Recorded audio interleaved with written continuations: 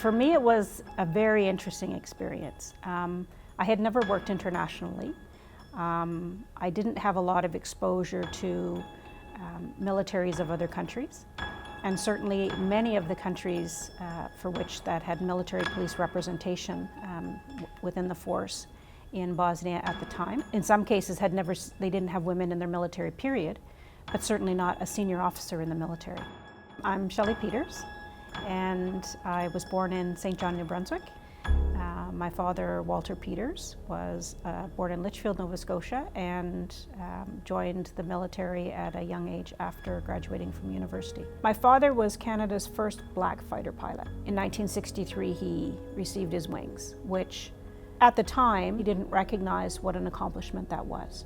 And he faced outright prejudice and discrimination, and many individuals who suggested that he wouldn't be able to succeed.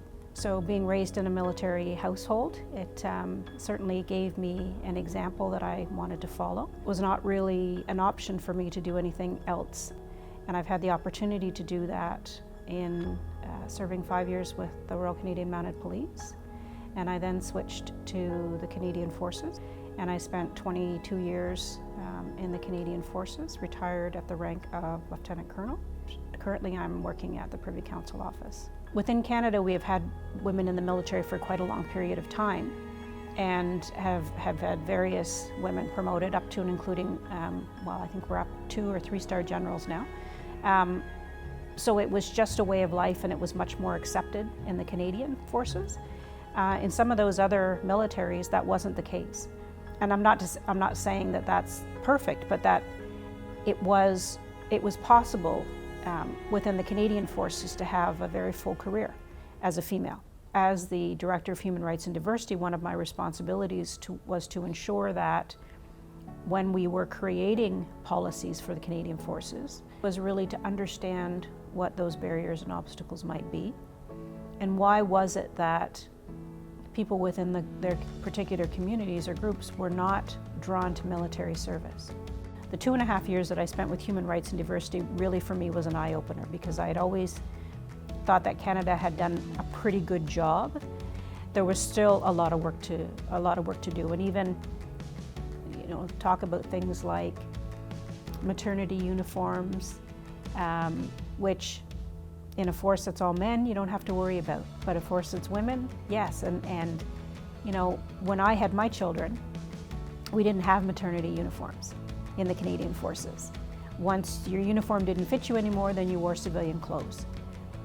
And that's fine, except that I was extremely proud of my military uniform.